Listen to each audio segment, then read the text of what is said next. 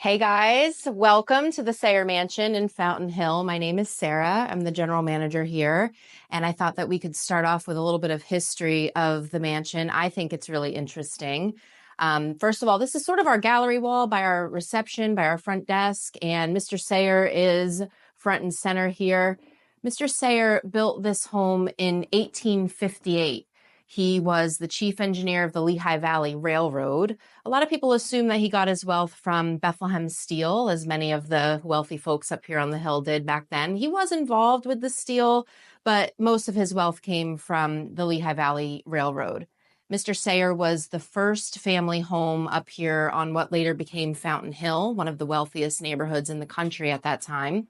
And after Mr. Sayre moved here, a lot of his wealthy friends came here and lived on the hill as well.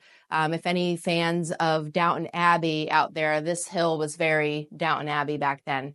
40 years after Mr. Sayre built the mansion, he added this massive 3-story addition with his office here, and that was solely to house his library. He had 15,000 books, and he employed a live-in librarian. One of his most valuable books was, he was gifted the Birds of Paradise book directly from the Audubon Society. So that's that book that has those large hand-drawn etchings of tropical birds, and it goes for auction millions of dollars now. It's no longer here, sadly. So George, you came through the original front doors today. One of our parlors features the original crown molding, the original fireplace shell. Our master staircase, main staircase is still intact today. So a lot of restoration went into this house. This photo here was taken around 1902. This was a party at the house, and it was taken right in front of the windows over there in our parlor. Mr. Sayre is pictured here with his 4th wife across from him. Yep, I said 4th. She looks miserable in every photo. And between those two is Frances Bowes Sayre, one of the youngest children. Frances went on to marry Woodrow Wilson's daughter at the White House, which was a pretty big deal because not many weddings have taken place at the White House. And what's interesting is Jesse Woodrow Wilson is actually buried here at Niskey Hill in the cemetery on the Sayre family plot. This is a postcard we found on eBay. That's the altar of that wedding. Sadly, Mr. Sayre had already passed. He passed in 1907, so he didn't get to attend that wedding. But Frances Bowes Sayre also went on to be the High Commissioner of the Philippines, and the biggest highway in that country is actually named after him, which is kind of interesting as well. Crazy. Yeah. Frances was one of the youngest children, but Mr. Sayre actually fathered 12 children between his 1st and 4th wives. Only 7 of them survived into adulthood, which was pretty common for back then. When Mr. Sayre passed in 1907, that 4th wife, she auctioned everything off, the entire contents of the mansion. So yeah, she kind of liquidated, including all of those books. But because there was an auction, we have a meticulous record of everything that was sold. And when I say everything, I mean everything. There's a line item on that says carpet scraps 2 cents. Like everything went. Did you get any? Have you ever tried to retrieve anything, or? Well, sort of. All of those books, those Rembrandt paintings that he had in his library, everything was listed. That Audubon Society book, all of it. I reached out to the J.P. Morgan Library in New York because I read the book, The Personal Librarian, and learned all about his librarian, and the timeline would have added up that she would have come here to an auction to procure some of his collection. They claim that none of the books in that collection came from here, but I think I just need to go there and like peel back all the labels just to make sure, you know? So what's really crazy is after she sold everything off, she moved to Connecticut where Frances was living at that time, and she leased the mansion to a Lehigh University frat house. I know. So we became a frat house. Jim Belushi was here. No, I'm kidding. But it was kind of crazy. And at that time, they kind of sliced and diced up that big library space to create more rooms. So we're going to tour a little bit of those spaces. After it was a frat house for 10 years, it fell into the hands of many different landlords. It became about 8 apartments for nearly 8 decades. And in 1991, it was in such disrepair that they were going to level it and create a retirement community up here. But a local couple, John and Nora Capilano, got $2 million in grants to restore it to the B&B it is today. So we just celebrated 30 years as a bed and breakfast. We're very happy about that. The Capilanos held on to it for about 10 years. And in 2002, they sold it to the Genslinger family, who still owns it today. So we are part of Settlers Hospitality. We've got lots of hotels and restaurants up in Hawley, Pennsylvania area. You grew up in Holmesdale. Nice. Yeah, So you know them well. Yeah. And then in 2005, our carriage house came for sale. So they also purchased that to kind of marry the two properties again. That was Mr. Sayre's carriage house. So we have 19 sleeping rooms in the main mansion here and 4 suites in our carriage house. We've got 23 spaces. These photos are really interesting. I actually have an alert set up on eBay so that if anything Sayre is listed, I get pinged. Sure. And about a year ago, I got a ping while I was drinking my morning coffee, and I screeched and nearly dropped my phone because we've never had photos of the library in its original form. So these were little 8x10s that a man on the West Coast purchased a photo album. They happened to be inside. And we've gotten them digitally enhanced, enlarged, and professionally framed. Mr. Sayre's alive and well in both photos. But what's really cool is you can see in this doorway right here, there's a staircase that pops out into that balcony. And I'm going to show you where that original staircase would have went up. You can also see the original gold ceiling that we'll be checking out, and that exists in rooms 20 and 21 today. So, you know, again, this beautiful massive space is now kind of segmented into 4 spaces, and the glass ceiling room lives above that.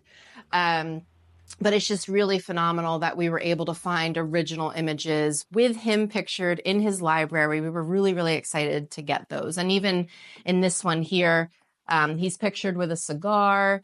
Frances and the librarian are up in the balcony, and that 4th wife looking miserable again. There she is. But what's so significant about him with his cigar there is one of the line items on that auction sheet was the contents of the original wine cellar downstairs. And there were nearly 3,000 cigars in that wine cellar that someone bought the whole contents, the whiskey, the wine, the cigars for about $500 back then, which is about $15,000 in today's money. So frat house to get those. Exactly. So like I said, I've got the eBay alert set up. And when I started here, learning that one of the most impressive libraries in the country back then existed in this property really piqued my interest. My mom was a librarian. So I figured, hey, if there's 15,000 books out there somewhere, surely we can find some and bring some home. And so I got a ping on eBay. There was one for sale and they wanted like $13,000 for it. So I asked the owners and they said no. But I reached out to the guy because he was in the Philly area. I said, hey, why don't you bring the book back home and we can do a whole newspaper story around it and it will get you publicity. I'll put you up in a room for free. And he was like, why don't you just buy the book? So that didn't work. But by the way, that book is still for sale on eBay. It's like $6,000 now. But anyway, we had a family reunion recently of some descendants of Ruth Sayre, one of Mr. Sayre's oldest daughters. And I asked the question of the family, I said, do you guys have any of his books? And lo and behold, they brought me back 3 of them. Now, this is not as valuable as that Audubon Society book, but we know it once resided in his exceptional library because it has that custom book plate in there. So the librarian would have pasted that inside the book cover. And I always show people this label because if they're out at, yard sales, thrift shops, estate sales, look for that label, bring our books back home. I've got 3 and there's one on eBay. So by my count, there's 14,996 still out there. So let's go check out some rooms. They're all really unique and cool. What happens at Lehigh Valley Health Institutes? What's next happens. Here, you'll find the latest, most advanced innovations in heart and vascular, neuroscience, surgery, orthopedics, and cancer care. You'll find invaluable alliances like our partnership with Memorial Sloan Kettering Cancer Center. And one team, your team, singularly focused on getting you better. Here, is where exceptional happens. Lehigh Valley Health Network. Your health deserves a partner. A quick thank you to this episode's sponsors, Wind Creek Event Center, Michael Bernardin with Remax Realty, Molly's Irish Grill and Sports Pub, Banco Beverage Company, WDIY 88.1 FM, and of course, our friends at Lehigh Valley Health Network. Thank you so much for allowing us to continue to bring these stories to you. So we would be walking into what would have been the library wing at this point. There would be no staircase here. These walls didn't exist. These ceilings didn't exist. This was all that wide open space as shown in those original photos. So this is what we call our Robert Sayre suite, or room 11. And Mr. Sayre's office, his original office, is still intact back here, which is a really special feature of this room.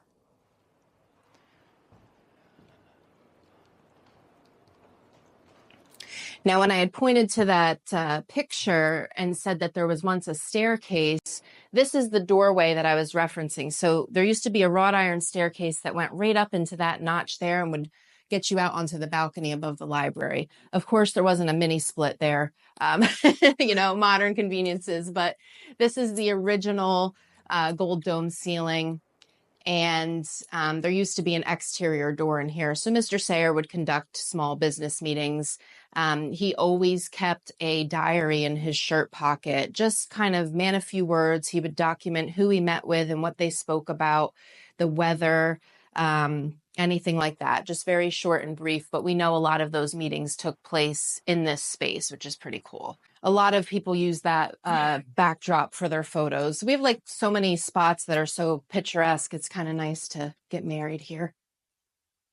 So, fuzzy, that tends to happen. So this staircase did not exist back then. I think this was added by the fraternity. This is not the main staircase of the home, So up here we have rooms 20 and 21, and these are really special because of the ceilings. So these are the original gold gilded ceilings. Now the glass ceiling room is right above us, and that room did not have a floor in it. So the sun used to filter in through the glass ceiling and then through these leaded glass panels right here. So those are basically Victorian skylights. And again, there wouldn't have been a floor in this room back then, so that light would kind of cascade down and illuminate the library below. Now, the really cool story about these rooms is in 1991, Mr. Capilano, who was renovating the mansion, sent the work crew up here to address a leak. There was no cell phones back then. John went to the hardware store. They called him. They said, Mr. Capilano, you have to come back to the mansion. We've made a discovery. And he's like, what is it? A body? Is it money? It turns out it was this ceiling. The ceiling was covered with drywall. So I think that's a good thing. I think it helped preserve it for all those years when it was a fraternity house and apartments. But this is the original ceiling of the Grand Library. It extends into the bathrooms and into the hallway. Could you imagine, when you're covering this up? I know. Why would you do that? What are we doing? And what's really cool is last summer I was working here. I heard a motorcycle pull up out front under our awning, and this guy came in and announced himself as the lead carpenter on the job of the renovation and said, I'm the guy that discovered the gold ceiling. And I said, you do exist. It's not just a tall tale. So he said it was in pretty bad shape, and they got a local company to really restore a lot of the plaster. So obviously it was an additional expense that Capilano wasn't anticipating, but it was one that you couldn't not restore. I mean, yeah, you find this, what do you do? Right. So we're going to head up to our conservatory room next, which is the crowning jewel of the library edition. If you have the best rooms in the Lehigh Valley, this has to be in the conversation. Right? I agree with that. Possibly the entire state. Before you even walk in.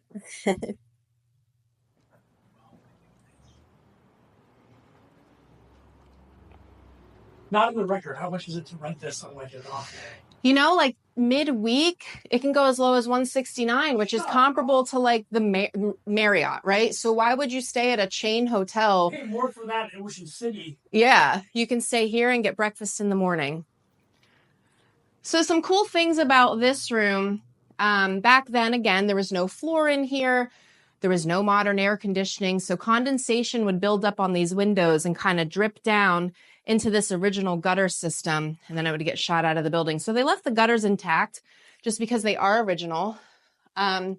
What's really interesting, I think it is anyway, you look at these great big steel beams supporting the top of this glass ceiling, and you would assume they're Bethlehem steel, right? They're not. They are Carnegie steel from Pittsburgh, and you can see the Carnegie stamp right there. Is there any story behind that, or just where they could source it? Yeah, Bethlehem couldn't make the size that Sayre needed for this project. So yeah, it's right there. You can see Bethlehem steel from here. You can see the Star of Bethlehem at night from this room. And what's really cool, this big ginkgo tree out here, Mr. Sayre planted that. It's 150 years old. This is... At this hour, this bed is literally a tanning bed. Our housekeeping staff really dislikes coming up here at high noon because the white off the sheets will blind you. How must it be in like a thunderstorm? It must be like divine. That is my favorite. That's my favorite. As soon as I hear it thunder, if this room is unoccupied, I run up the stairs to hang out in here. We do provide our guests with sleep masks and ear plugs because it can be a little noisy. We're on an intersection. People like to rev their engines at the stoplight out there. But other than that, it's just very cool. When it snows, the snow melts right off. It's like being in some sort of reverse snow globe. Just a really, really cool experience. Neat. We have people specifically book the room around full moons or meteor showers. Yeah. You could pretty much hear music at that show. Oh, I'm sure. Yeah, and you can check out the bathroom too. There is a jacuzzi tub in there. So when we have weddings, our couples obviously love this room to get ready in because of all the natural light for makeup. And then it... Feel good. Oh, yeah. And then it converts to a gorgeous honeymoon suite at night. Yeah, staycation time. Exactly. Just want to show like one more room that I think is really pretty. But this is just an example of one of our queen rooms, but we do a really good job of making sure that we try to provide soft seating and a workstation in every room. You know, even though we're a historic property, we understand everybody travels with their devices now and needs a place to kind of work remotely. But that's the original floor to ceiling window from, this would have been the grand landing. You came up the main staircase. These rooms didn't exist. There was a bedroom for Mr. Sayre, a bedroom for the wife, because it was a sign of wealth back then if you had separate bedrooms. Now, we know they weren't sleeping separately. There were 12 children. But this would have been this grand landing with that beautiful floor-to-ceiling window. There was a little balcony outside of that window back then. So that window is right above our front door and just has some great views of the city. This is another one, like if it's unoccupied and I have to sit on a conference call, I usually come sit up here, kind of keep an eye on Bethlehem while I'm... You need to read a book like this. Yeah. It gives you a sense of like... Totally. So we came up the side staircase. We'll go back down our main staircase here, which is, it leans a little bit, but you know, she's an old girl, so... It's part of the charm. Yeah. I'm going to show you a couple things in our basement, too. That's what you get feeling when you... Yeah.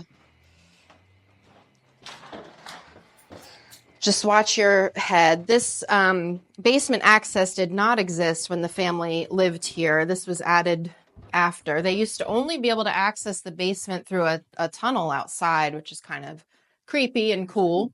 Yeah.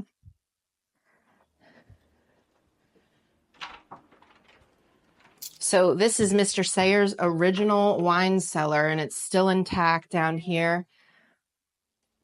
Just watch your step. There's a weird wooden lip there. But so like I said, because we had that registry of everything that was sold during the auction, we kind of hung that on the wall there. So as you can see, there were 20 gallons of whiskey, 40 bottles of wine, 3,000 cigars, and randomly 15 cans of tomatoes.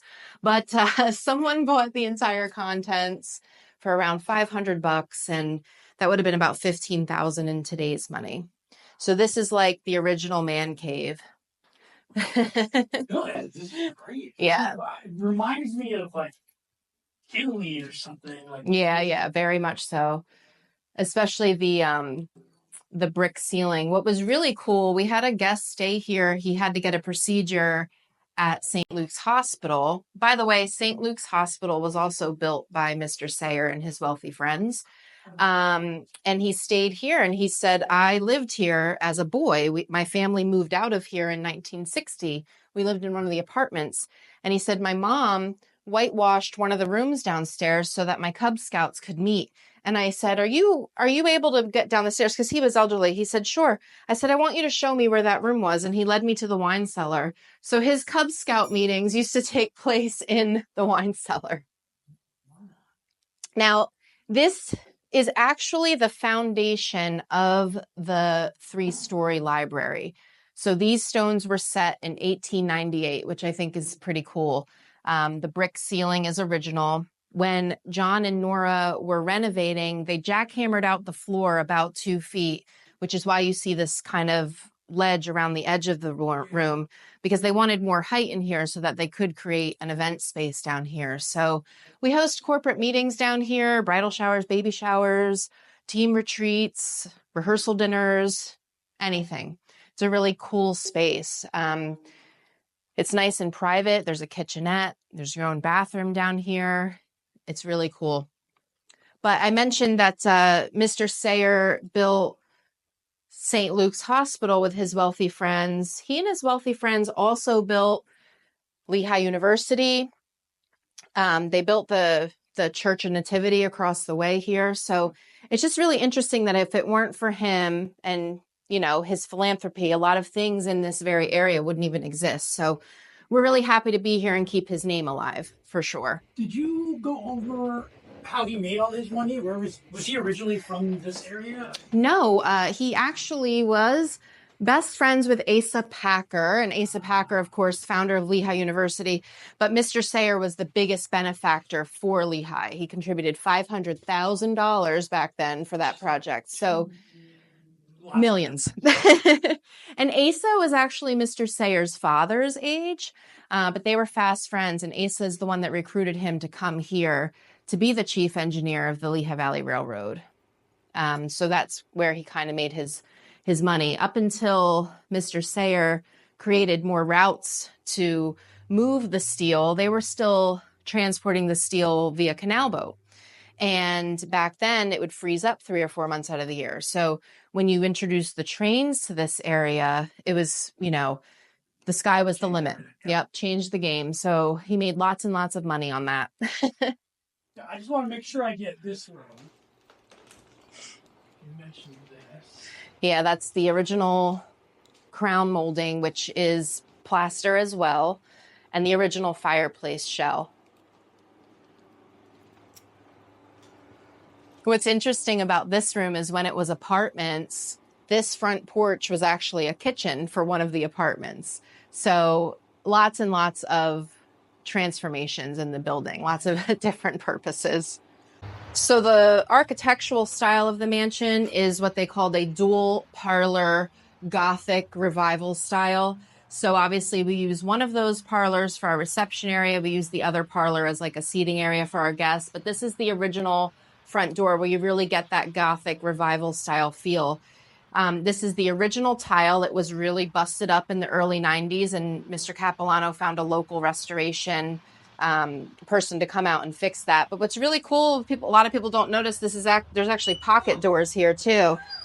But so just for extra weather protection? I think so. Pretty dusty at the moment. We don't normally use them, but check out that original hardware. Yeah. Just the fact that it's here, you know? Yeah. So as I mentioned, this ginkgo tree here was planted by Mr. Sayre. So it's 150 years old. and it gets this beautiful bright yellow every fall. It's absolutely gorgeous. And then our carriage house is just a short walk up the hill where we've got 4 additional suites.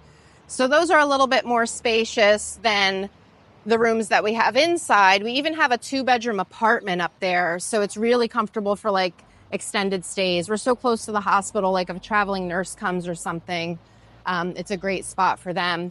Right across the street is the House of Chabad. That was Mr. Sayre's brother's home.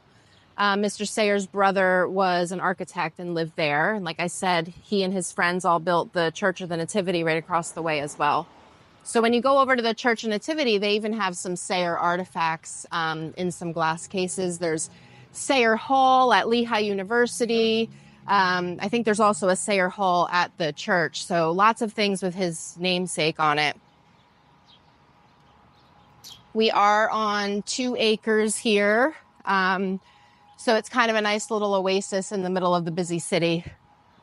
This is like the calm on the hill. Yeah. We get deer and fox and bunnies and squirrels all in the grounds here. And a lot of our guests that come in from the city are like, wow, this is really, so do they bite? I'm like, no, you're safe. Yeah, you can find out. This is the ruins of the old root cellar. So this was where the underground tunnel went that would get you into the basement. The basement was basically like a coal chute and just kind of storage. It wasn't really a functioning space for the family back then. And of course, we've got our ceremony location for weddings and our event tent so that we can host big events here with our on-site catering team. Well, ever since COVID, it seems like corporate business has dried up a bit. They've all realized they can just meet on Zoom and they don't really meet in person much. But we do still host some corporate meetings. But, even weddings seem to be down. I don't know if people just aren't getting married anymore. So it's been kind of on us to develop interesting events to kind of bring people in. So we do murder mystery dinners here. We just did an author appreciation event. We do quite a bit of paranormal dinners here. So a lot of times people will ask, is the mansion haunted with all of its history? And the answer is yes, there's definitely been activity here. We've got some hot spots for sure. Ghost Hunters, the Discovery Channel came and filmed an episode here. They captured some compelling evidence. And I myself had certainly had experiences here. Do you have like one you remember? Or? Yeah. So when I first started here 5 years ago, I went downstairs to get a picture frame. We had a box of picture frames downstairs, and I'm kind of rifling through it, and something very obviously tugged on my pants pocket, and then they say that you get a feeling of cold, but it's not even like cold, George. It's like you feel your bones tingle. And so I ran up the stairs. I must have taken 4 or 5 stairs at a time. And I'm pale and I'm shaking, and I didn't want to seem like a crazy person because I had just started here, right? Yeah. So I said to the staff, I'm like all out of breath. I'm like, has anyone ever said that the place is haunted? And they're like, well, yeah. Didn't they talk about that in the interview? I was like, no.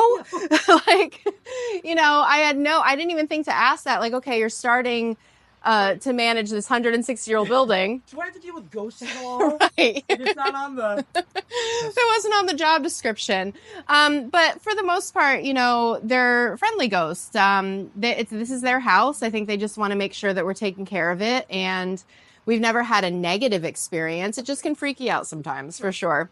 We host paranormal dinners, which are really cool. We've partnered with Wyoming Valley Ghost Tours.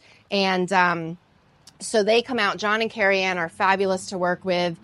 Our guests will have dinner. Then they go through the different kinds of equipment that they use. They break people up into small groups, and then they tour kind of those hot spots that we have in the mansion. So they usually find things that go bump in the night. It's really, really cool. And again, nothing like threatening or scary. It's just like they were here first. Guys, thank you so much for coming on a little tour with me of the Sayre Mansion. We hope to see you soon here in Bethlehem. Have a great day. What happens at Lehigh Valley Health Institutes? What's next happens. Here, you'll find the latest, most advanced innovations in heart and vascular, neuroscience, surgery, orthopedics, and cancer care. You'll find invaluable alliances like our partnership with Memorial Sloan Kettering Cancer Center, and one team, your team, singularly focused on getting you better. Here is where exceptional happens. Lehigh Valley Health Network. Your health deserves a partner.